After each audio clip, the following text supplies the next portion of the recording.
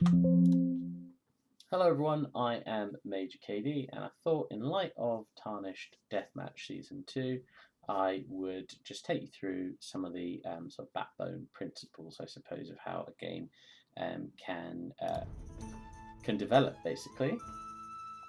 So I'm playing against Barbarian here, so this is the 2.18 mod, and I really just wanted to kind of get to grips with what to do. I'm just going to pause it 1 second because I realise my game sound is really loud, so I'm just going to change that down a little bit.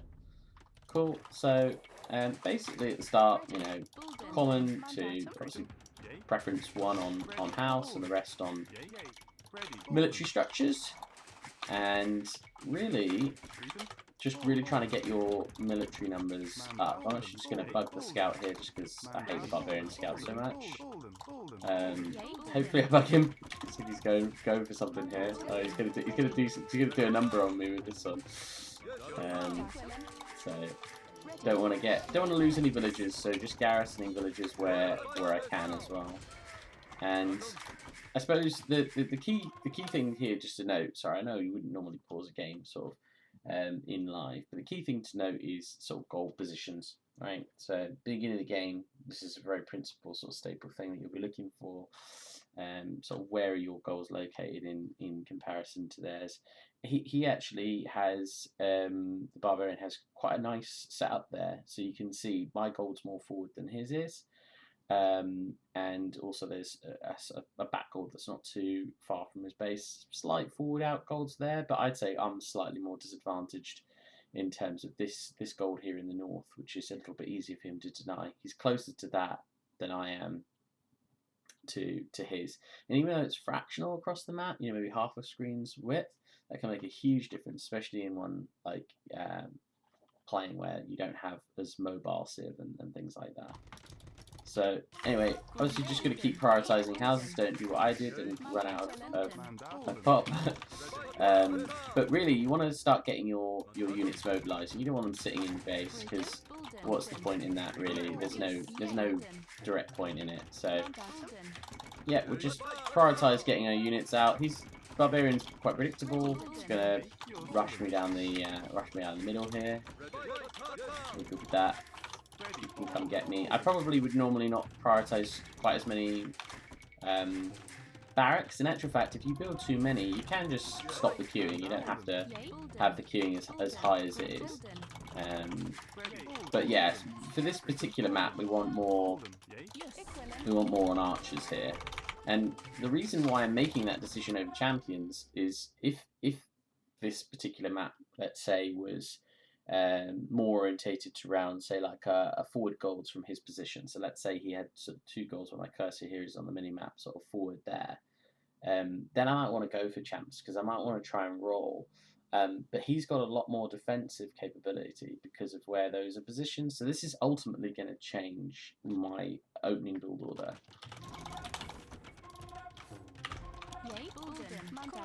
So just going to keep getting units up. You can see here I go in. I'm actually lost here. Like I'm actually outnumbered, so it doesn't make sense to keep going there.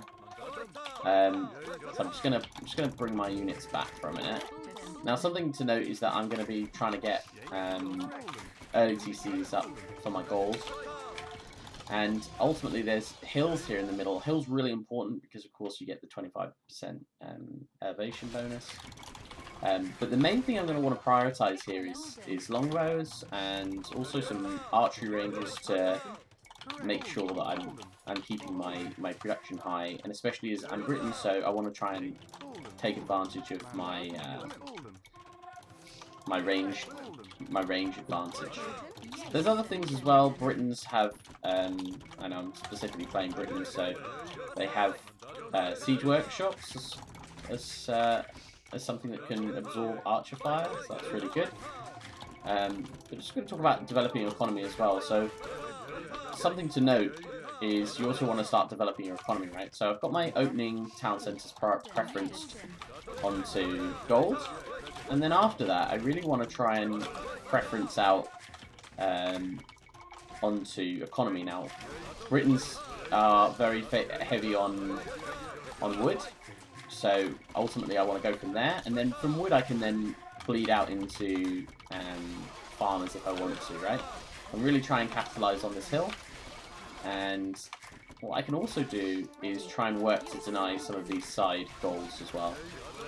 So that's what I'm going to do. I'm going to try and work to deny some of these. You don't want too much idle time, so I wouldn't go moving your army around too much, because ultimately that can actually end up hurting you. But essentially, I just want to try and abuse my position as much as I can. I'm using select all town centres as well, to try and get that. Oops, it's me recording. To try and get my villagers to where I need them to be quickly. Just get a couple of longbows out down here if I can, just to pick up that. And otherwise, he's just going to push me here. I've forgotten rams, but that's fine. Just want to keep trying to get this castle up if I can. Keep maintaining my position. He's wasting a lot here.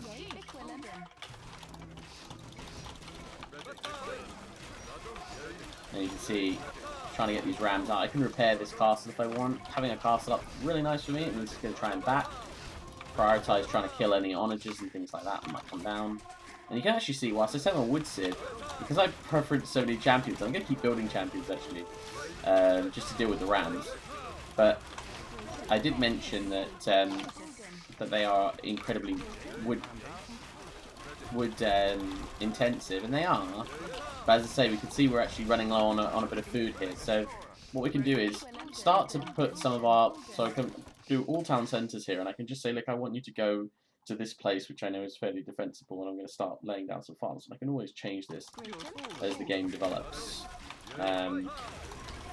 We could go market as well. We actually don't have enough stone just to repair that, which is putting us in a bit of a bad position, because losing this castle is still, well, it's going to hurt us. But the main thing to note is that we want to try and keep this hill, right? If we can keep the hill, we're fine. Something I've forgotten here, which is always good, is monasteries. Try and get your monasteries up as early as you can. Just take down that onager. Don't like that doing any damage to us. Try and get our rams forward on stand ground, ideally. Preference for stone here as well, just because I'm a little bit low. And then once we've got our position capitalised, you can see he's trying to go for this side castle. Actually, this side castle is really nice. Offered a little bit of a distraction, and means I can go and try and take that out. I should have some champions still on the field. I should only have one, which isn't brilliant. Can build out farms, just shift clicking on the mill. Same with completed town centres, just reuse your farms if you want. And just keep up our positioning where possible. Try and preference any onagers here, because they're just annoying and they can take out quite a lot of your units in one go. It's fine, let him take out that castle, that's absolutely fine. That was only there to just try and deny his gold anyway.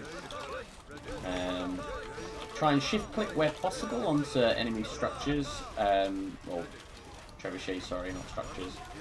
And we'll just try and keep ourselves as suspenseful as possible. We also don't want to overpop, so if you've got way too many villas in queue, you can just literally just take them out. Again, just taking out onagers, don't want to let them kill us. And if you need to run away at any point, that's absolutely fine. You can just make yourself more defensive if needed. Take out this onager.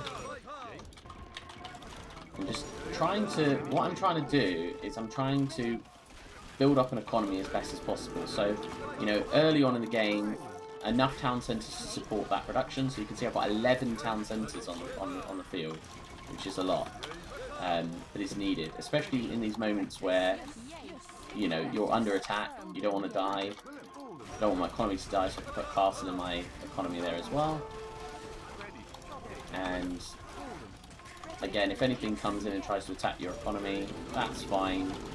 You can just make yourself as defensive as possible. Put a castle up on that gold. That's my north gold that I never actually took. So if this was a pro game, and my enemy had prioritised taking this castle away, you know, this gold away from me with a castle, that would have been very nice and could have really hurt me. So, yeah. just want to keep an eye on this number up here of units, villagers that we've got. Try and, where possible, keep this castle alive so I can prioritise my units or villagers onto that. We're in a good position here. So what we can do as well, quite a nice little tip, is try and stack skirms. So build your archery ranges in. But the reason for the skirms is to try and just to try and get them out the front. So your longbows are like the most valuable thing you've got.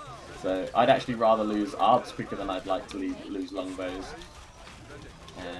I don't think I don't know if we're going to get to these tribs in time. I'm going to build a few more arbs in. But the bigger picture is not wanting to take our eye off what we're really striving here to do, which is to try and hit their economy, right? It's not all just about killing their army. We want to also try and do some damage to their economy. So, oops, I'm really not used to that hotkey that controls the capture. So he took out a castle. It's no big deal. I've still got 5 castles, so I've got hotkey to select all. And that's really nice just to know how many I've got on the field as we go through. I'm very low on wood at the moment, so I want to kind of rebalance my economy. That's very easy to do if you think you're flooding too much on one. You can just literally garrison them through and just move them. Is one way, and just to bump the numbers. Another way is just doing gold villages as well, so I can move those across and around. And now I'm in a good position, so I can just push as much as I want here. I could even build in some champions, because champions are high aggression, especially when they're like this. But yeah, I could move these skirmishers forward, for example, and I could let them try and soak up the damage. They're a little bit more tanky, put them on stand ground, put my longbows behind, and then I could just flood in here like this if I want. And I just want as many as I can. One thing that I've obviously neglected here is relics, so they're really important. So you want to try and keep an eye on everything. It's kind of tough to do. But now you see I can absolutely prioritise trebuchets, and I'm going to get loads out on the field now because I have such a dominant position. Just push, push, push. And like I said, one of the key things to do here, if you can, is to try and get denial on their resources as well. So one of the things that I might try and do is get a stable out, or get some hussars out where possible. You can hear those clicks for the just absorbing it with the treb there rather than me take any damage. Try and take out my treb, don't want that. Try and repair it if I can. I do use hotkey numbering, I find that's very useful. Try and block this ram if I can. And get into my treb. I don't think he wants me to do anything here with the trebs. So I actually don't need a second lumber camp there. I do want that relic down at the bottom, so I'm going to try and prioritise that. I want to keep my unit numbers high as well. Don't want to lose my trebs unnecessarily. Try and repair them where I can. Looks like he's doing a bit of a rebound now, which is quite nice. I'm going to try and capture this hill back. And I'm also going to try and do a bit of a side raid where possible. I'm a little bit heavy on villagers, so I'm just going to sacrifice a few woodcutters while I'm in advance of where I need to be. I'm just aware that there's a trebuchet there. I'll just try and kill that actually really quickly. And you can see he's going to go for a side push. That's fine. We can deal with that. Just want to keep my trebs repaired as well. Could also do some towers. Towers are an option. So you can see here the raid comes in now. We want to try and get as much damage on their economy as possible. You can put a lot of these on stand ground because they're ranged anyways. And then once these are coming out, we can get. I use waypoints just to kind of move those units around. Looks like he's denied me that relic, which is a bit annoying because I only got 2. Whereas I would have probably liked to have more than that if I could. But we're otherwise in a good position. We're doing some raiding, which is lovely. We can just keep that momentum and pressure going. And as I say, it's all balanced. You're trying to do lots of different things at once. I think the main thing to do is to try and work on your early economy, right? Because it is a numbers game, and if you find yourself behind, that can really hurt you. So, it's all about trying to keep momentum and kind of trying to spin plates around a lot of different things where possible, and trying to make your position as defensible as possible. Even when you're aggressing, like trying to make sure that there aren't any easy avenues for your enemy to do horrible things to you. See, I brought these scouts in actually to raid, but they're in a fortuitous place. I could just push them in, and I could just keep going here. There's a few villagers we can pick off, which is nice, and we've got some villagers down here, which I don't really want them just chopping up my wood down there, so I could always prioritise a few scouts. In fact, at this point, what I might do, I've got some gold left, so I might just try and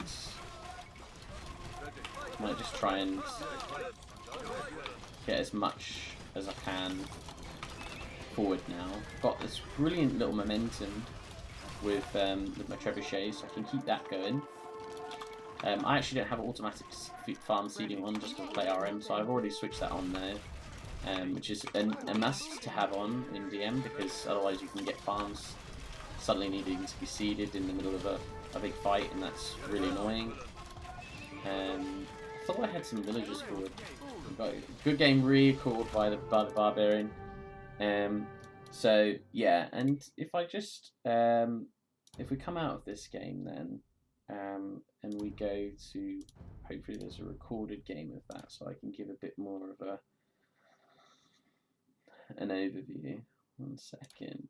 Here we go. So recorded game. This is actually from, oh no, this is today. I thought this was a different day for some reason. So yeah, so basically just to sort of a recap, first port of call when you're playing is that you want to just try and assess the map really quickly, and trying to work out roughly the balance of what you're going to do in your build order. Build orders shouldn't always be the same. Should also depend on what you see in front of you, what you're trying to go for. There might be an advantageous hill or something like that as well that might change just sort of the initial aggression that you might choose to play. Some obviously civilizations have staple builds, but the main things is just trying to develop your economy out of the gate as well. So trying to keep your production high, queuing all of your units forward as much as possible. You want to be then, as I say, get castles as well. If you've got unique units, I would try and preference them at base where possible, especially if you think you might be pushed. Obviously, this is a mirror civilization, so different civs, different needs.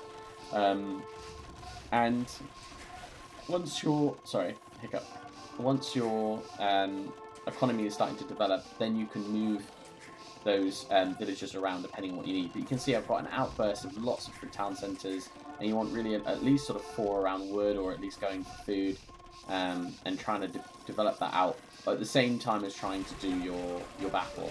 And if you can do that, if you can successfully build out your economy and you can do what your villagers need to do, getting up to that kind of sweet spot of around sort of 110, 120 villagers depending on your needs and the civilization you are, then that puts you in a really good place, because it just means that your economy is balanced and stabilizing across the top, and then that puts you in a much better position. Like, if this position now, if I was under aggression and if I hadn't even prioritized my economy, obviously I'm a little bit open here, right? If this was a real multiplayer game, you could easily put a castle there and you could have done some real damage to me there as well, and I just have to adapt on the fly. But yeah, basically if my pop count was 60 or 70 and then this is happening, I'm already in a world of hurt. So I can waste to a degree. There's a limit at which I'm going to be okay, well, you're pushing me, so I have to withhold my defender's advantage, but with my economy being so strong, I can keep max pop, and that means I can push out and I can do lots of damage back to you. So yeah, those are sort of the sort of the key things you want to note when you're playing, when trying to develop your game. Trying to obviously get your speed up that little bit more. A lot of it's just practice, right? But Barbarian is a great way to practice, even though it's a bit spam a lot. There is still some nice little things that you can do against the Barbarian that help you to train up some of these aspects, and develop your game out as best as possible. Anyway, it was just to kind of showcase something. It's not perfect, but yeah, if you've got any questions or if I can show you anything else about this or anything else, then let me know, because I'm happy to share down information where needed to try and help you develop your own game. Cool. Thanks very much. Catch you in a bit or on the next one. Cheers. Bye-bye.